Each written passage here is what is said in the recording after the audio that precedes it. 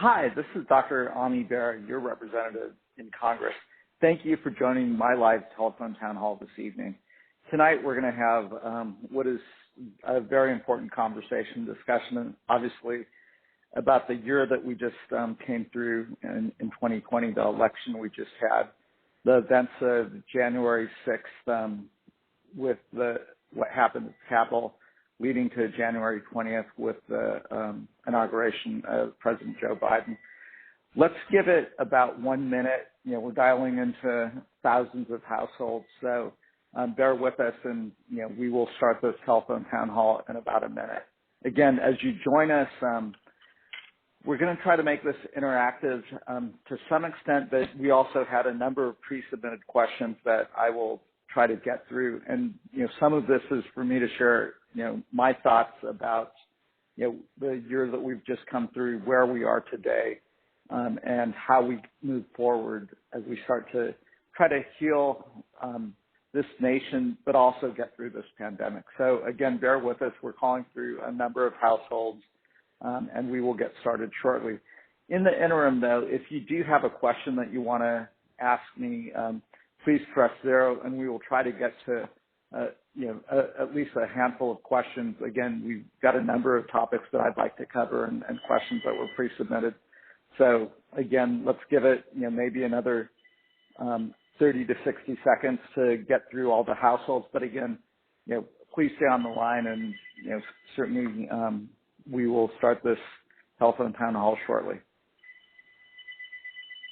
Again, thank you for joining us. Tonight we're going to talk about a number of important events, the year and the election that we just came through, what happened on January 6th at the nation's capital, the inauguration and swearing in of President Joe Biden, and how we go forward as we try to, address the challenges that the nation faces, but also, the challenges that we face within our own political dialogue. How do we start to heal some of these challenges where, it does appear we're a very polarized country right now. So, if you do have a question, go ahead and press 0 at any time, and, we will try to get to some of those questions as we can. So, thank you for joining us this evening, and welcome to tonight's telephone town hall. This is Dr. Ami Bera, your representative in Congress. Tonight, I felt it was incredibly important for us to have a discussion of the presidential election that we just concluded back on November 3rd, but also to talk about what happened post-election leading up to the events that happened at our nation's capital on November 6th. I was there on the Capitol complex, and, I do think it's important for us to talk about that, then the following Wednesday with the impeachment of Donald Trump and what that means and why we may have gone down that path. Again, I know there are some folks that, have contacted our office who absolutely believe that was what we should have done. There are also others on the other side who say they prefer that we don't go down that path. To the events of last Wednesday, I was in Washington, D.C. for the swearing in and the inauguration of President Joe Biden and Vice President Kamala Harris.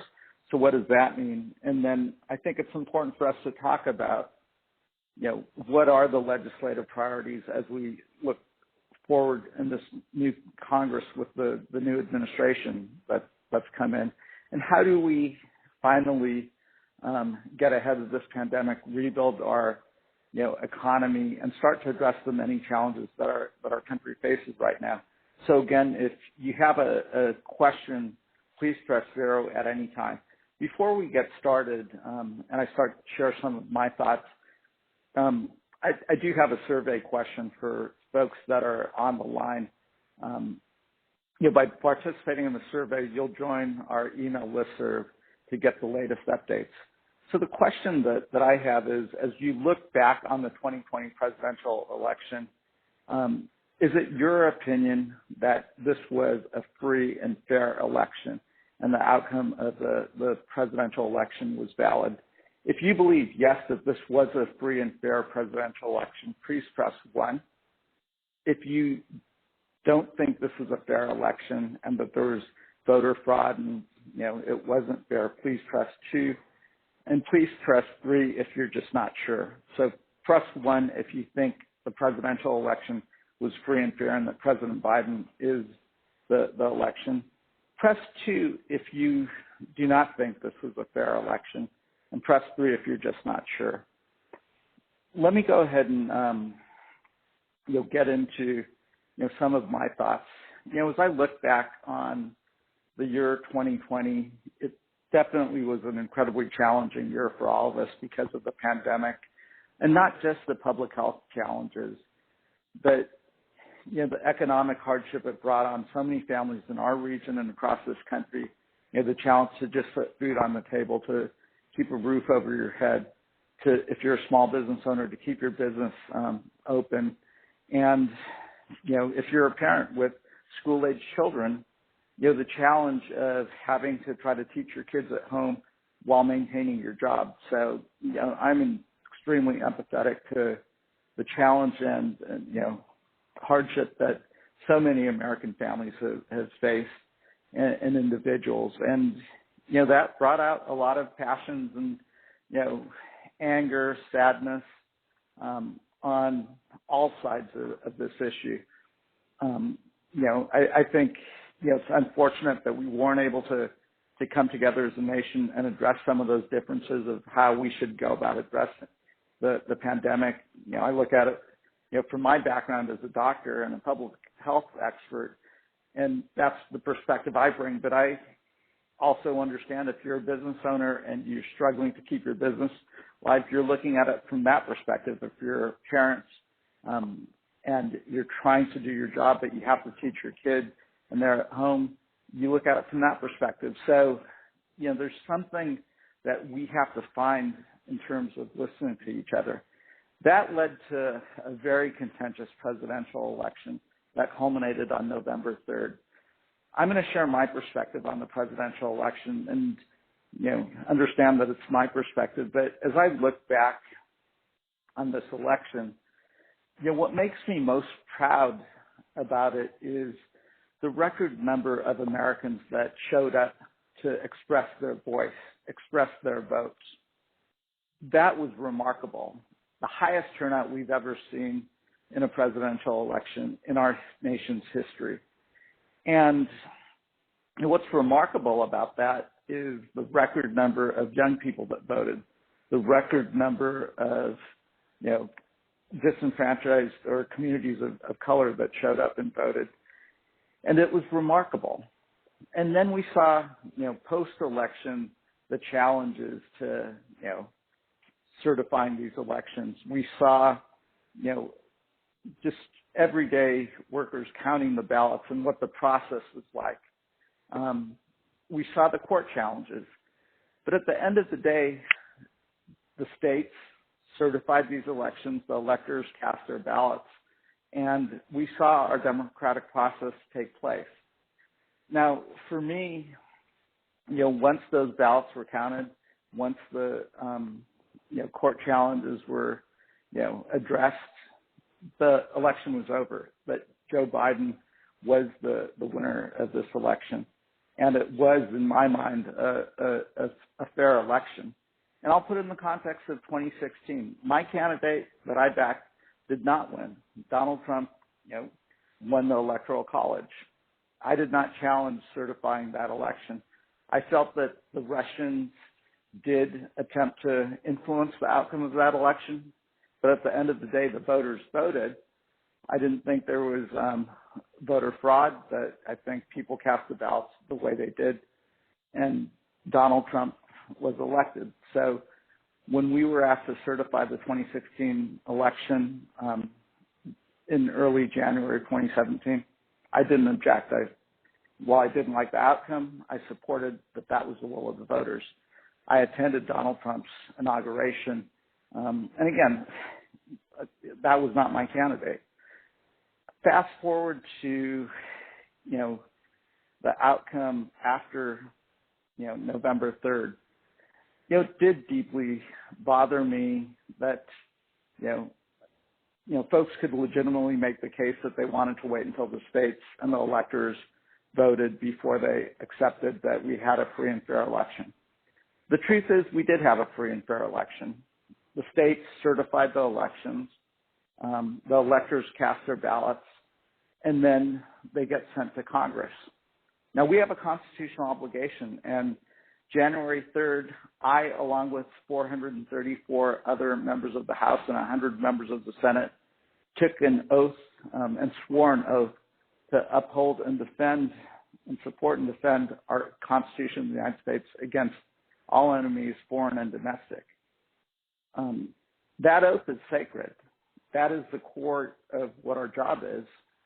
And that's why the events of January 6th, I think, profoundly have affected many members of Congress. We'll talk about it openly as Democrats. I understand some of my Republican colleagues may not talk about it as openly.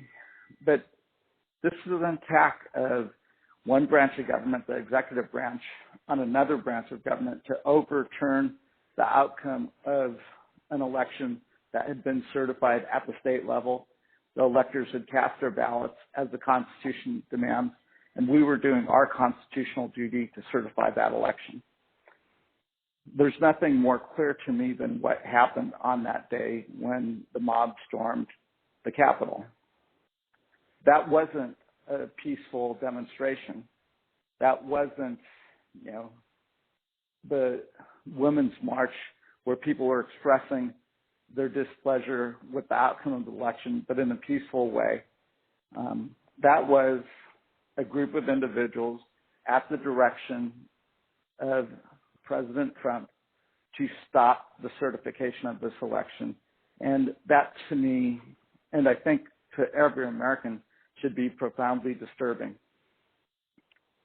So, as I think and reflect on those days, and many of us are thinking about it, I acknowledge that there are many Americans that are supporters of Donald Trump.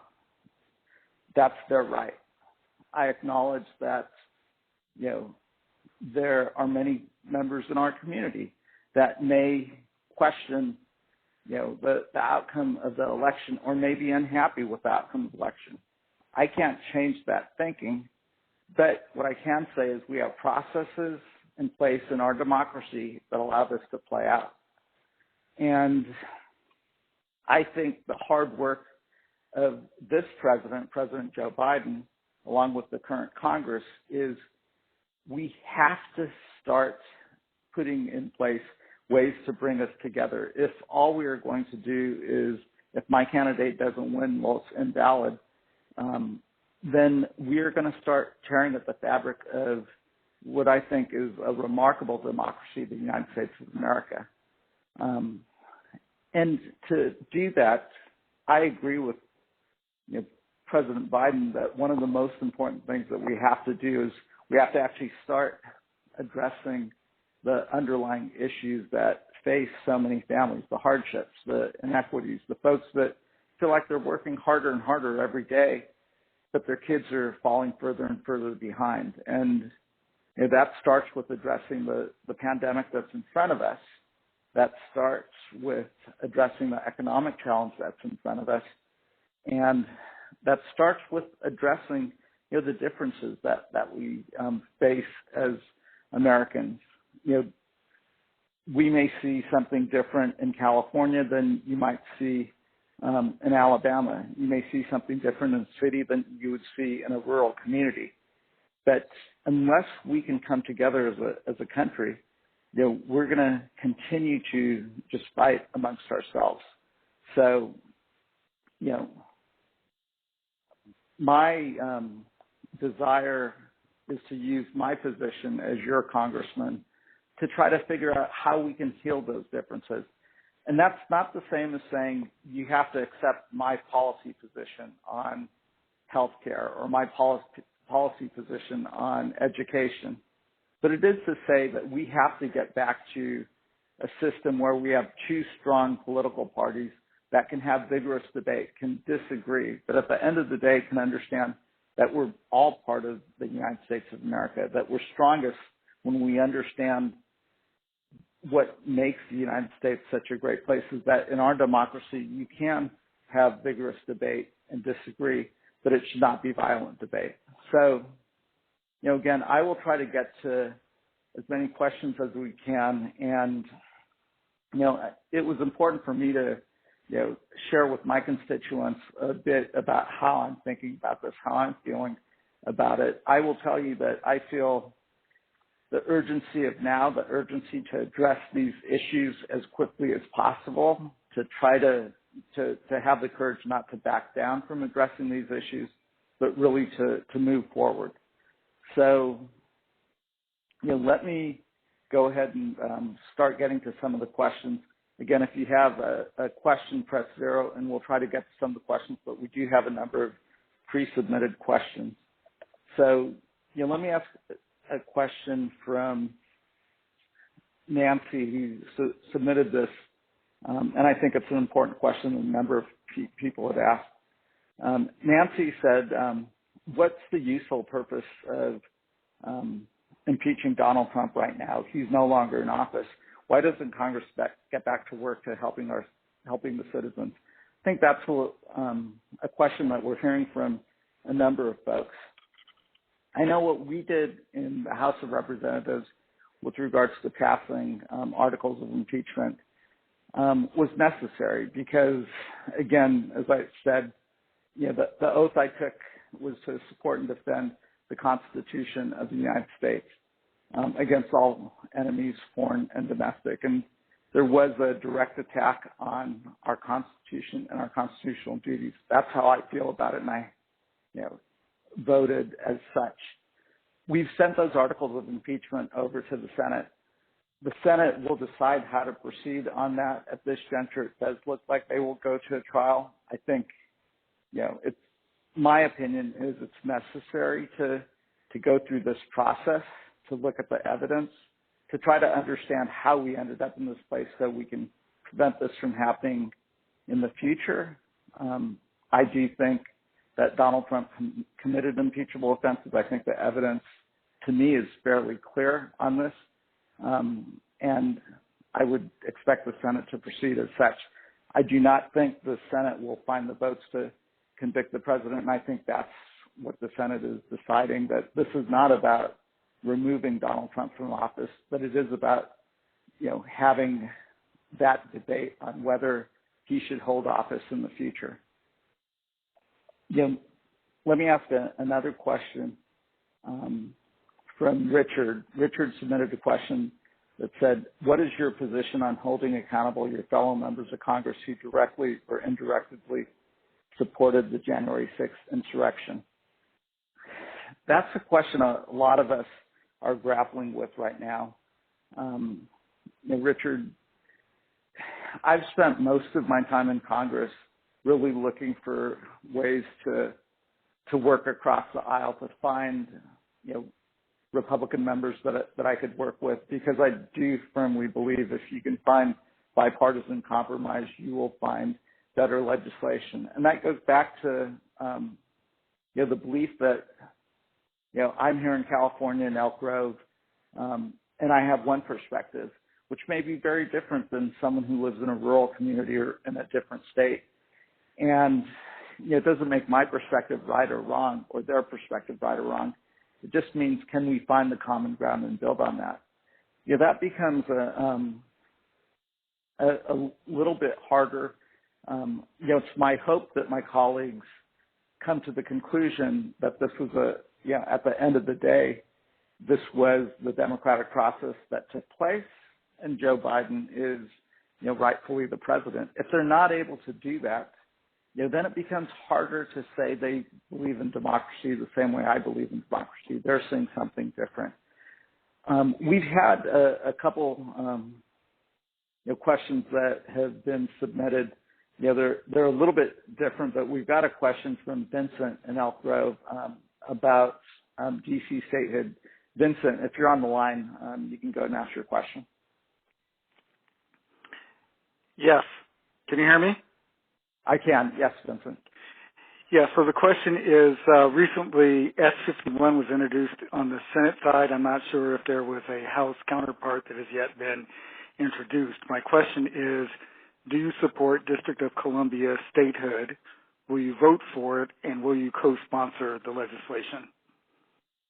Yeah, original co-sponsor of the statehood bill in this Congress and was in the last Congress. And the reason why I believe strongly is the District of Columbia has a number of citizens and residents that greater than a number of states, yet those residents don't have that vote and that representation. So I am a supporter of D.C. statehood and a co-sponsor of that bill.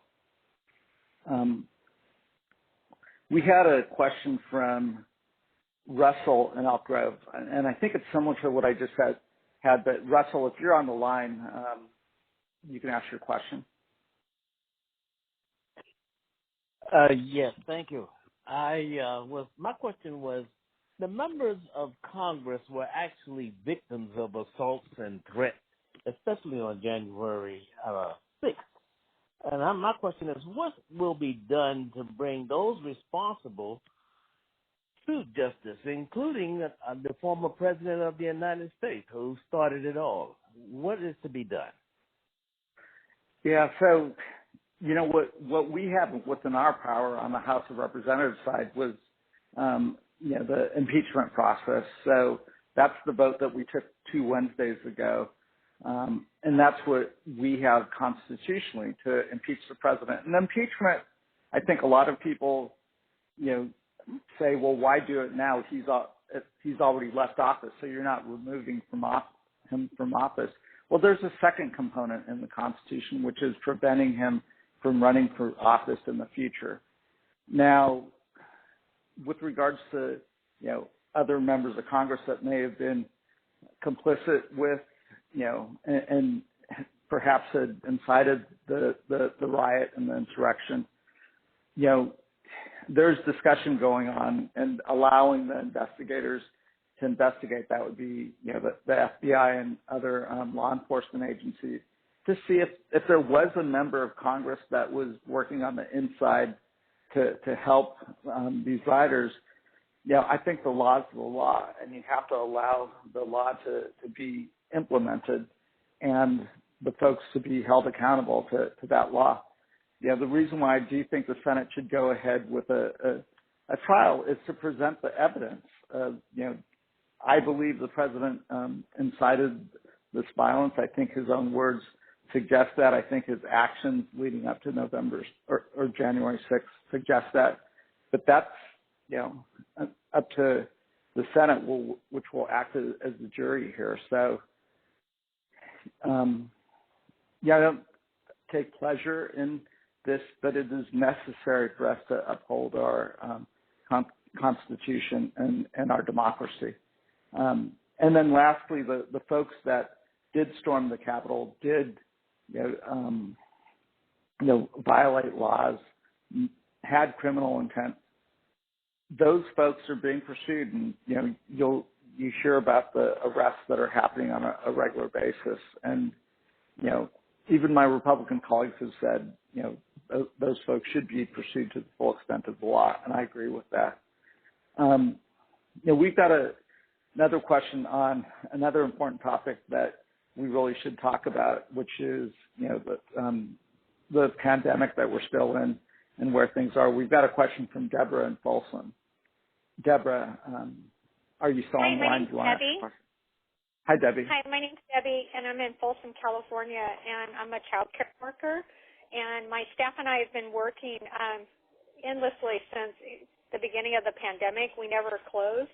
But my fear is that the circle is getting much closer, and we don't have coverage. We don't have our vaccines, and no one knows where we can get them. And it's really caused a lot of stress for my staff and me.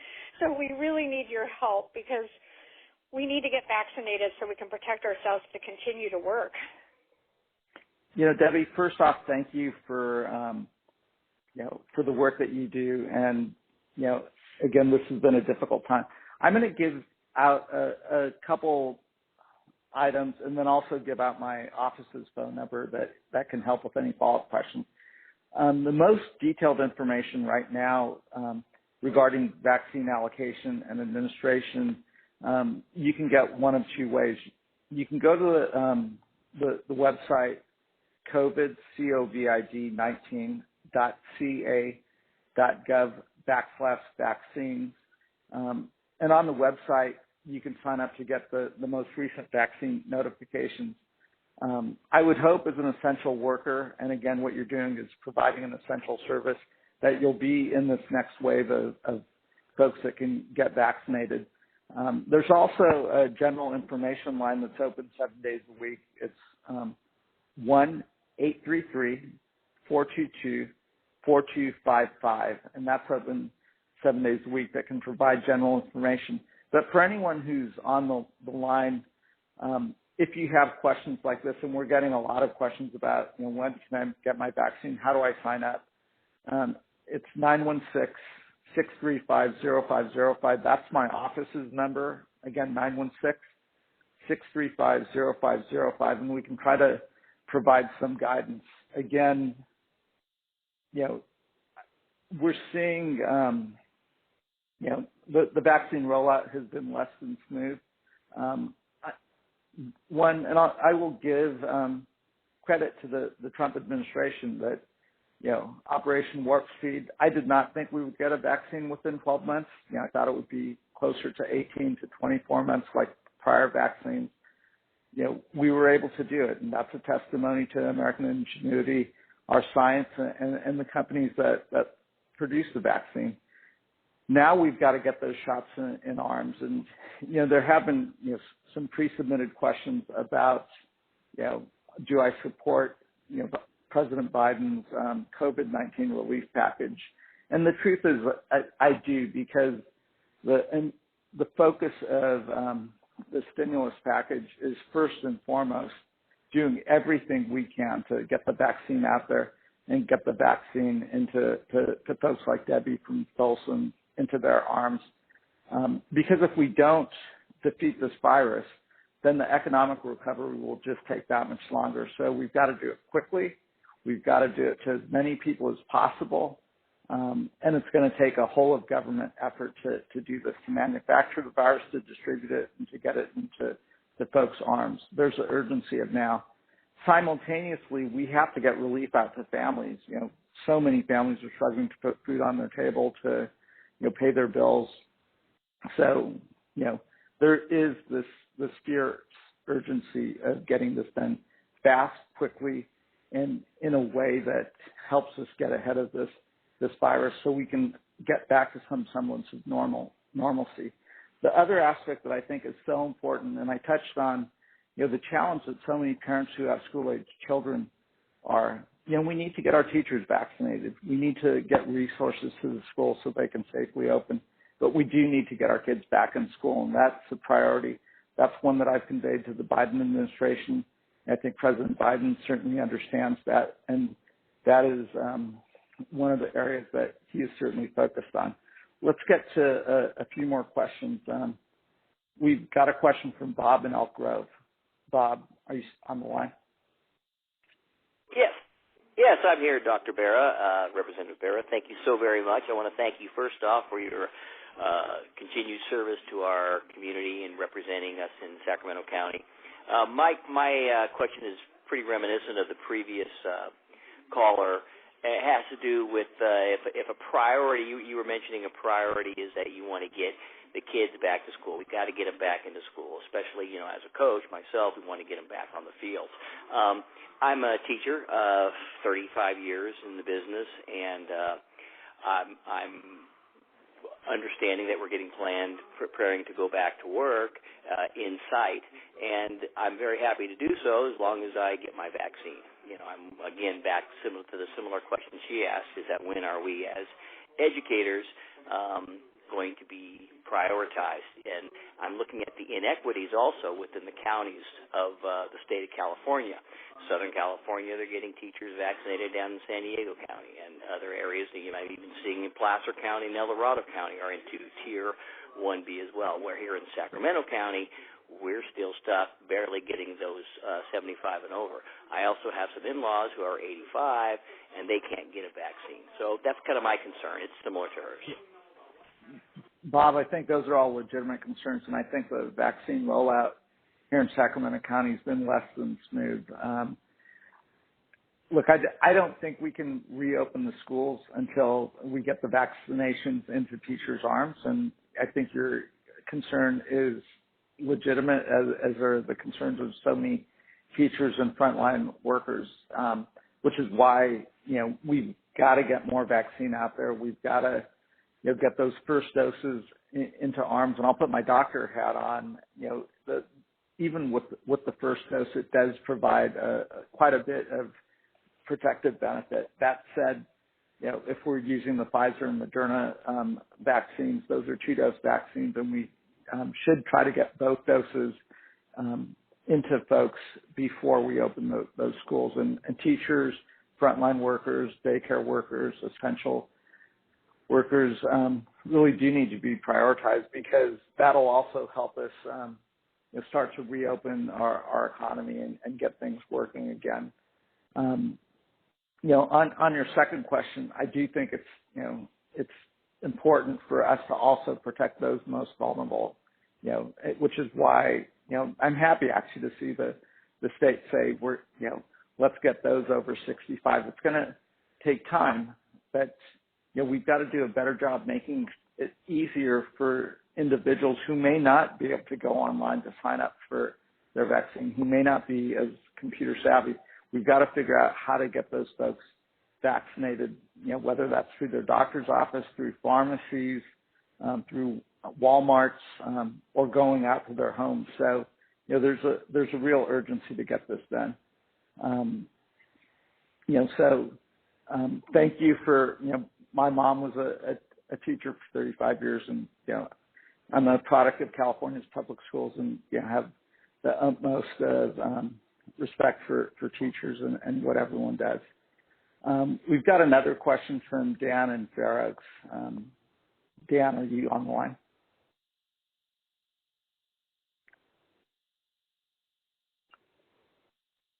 Dr. Bera, thank you for your service again.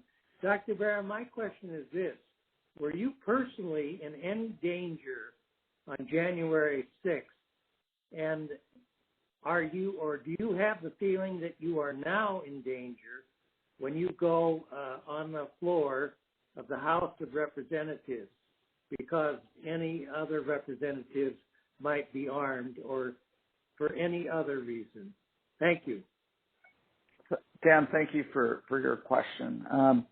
I was on the Capitol complex on January 6th, but was not on the floor of the House or in the gallery as some of my colleagues were. And I'll share, my experience on that day. Was evacuated from my office because, as we know now, there were pipe bombs that had been set in our offices on that side of Capitol Hill. So we were evacuated. We left. I think we all fully understood that there was going to be a large crowd that didn't agree with the outcome of the election, that was going to gather and took precautions. And for the most part, I had asked most of my staff, which are already teleworking and telecommuting, to not come in unless there was a really important reason for them to come in. And then, we obviously saw the events that were unfolding and, went to a secure location.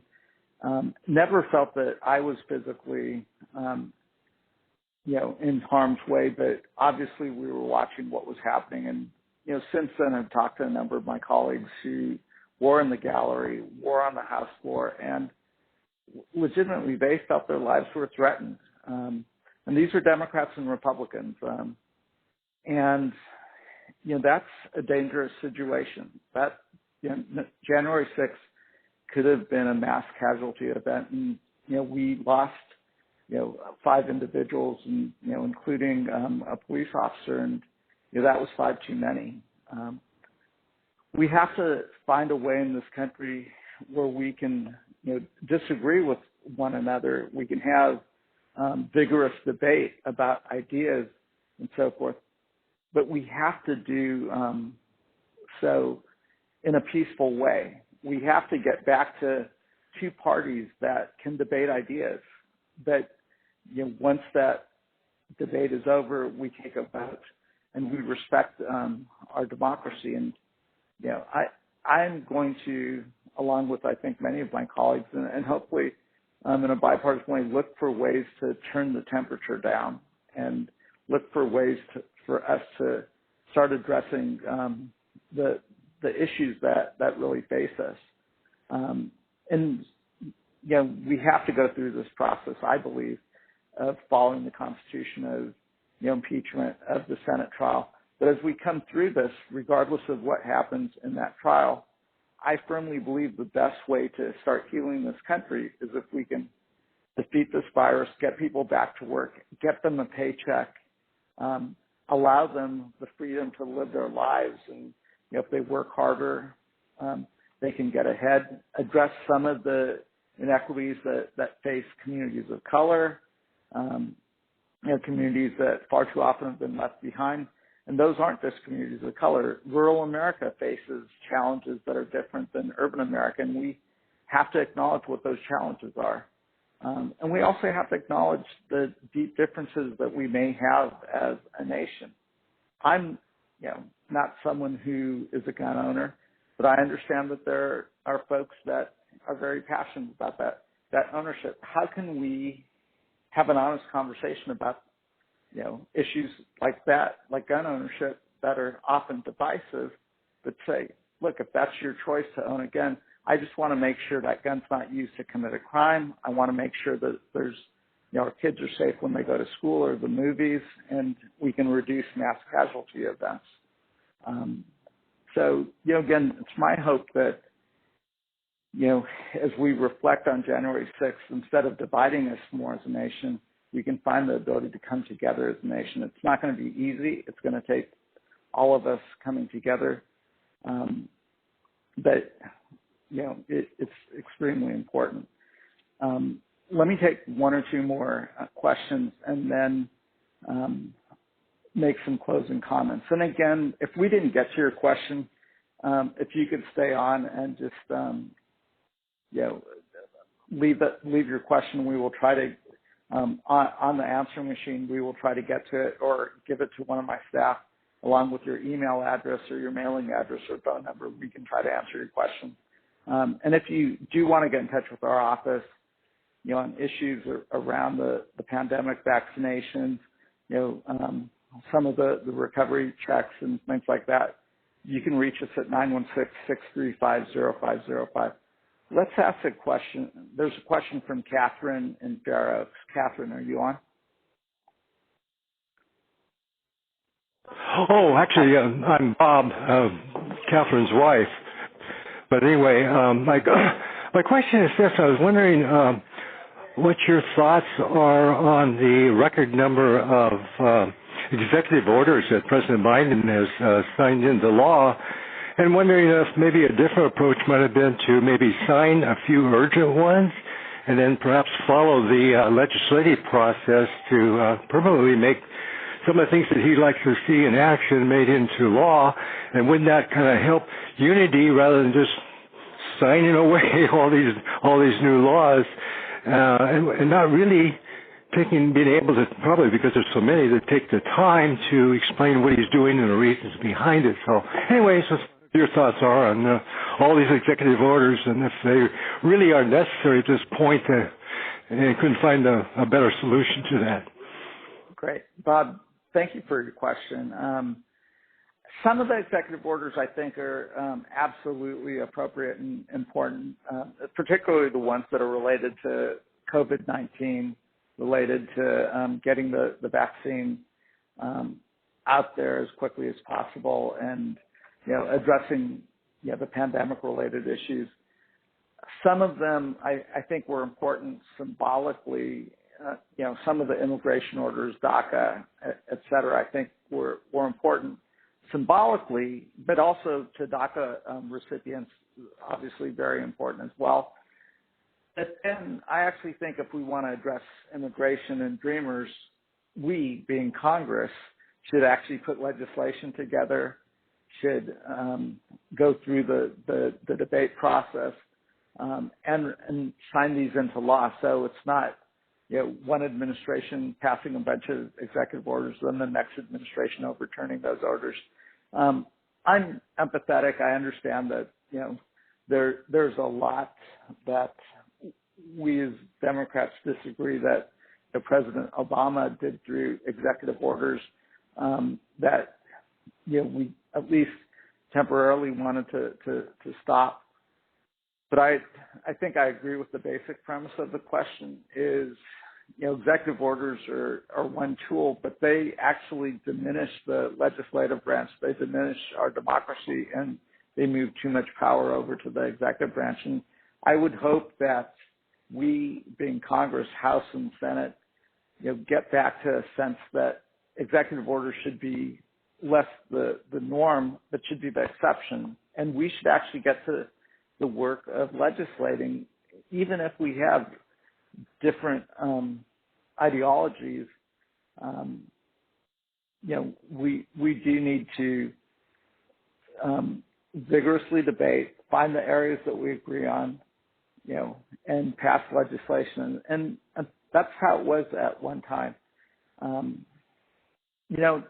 I appreciate everyone that's been on this call.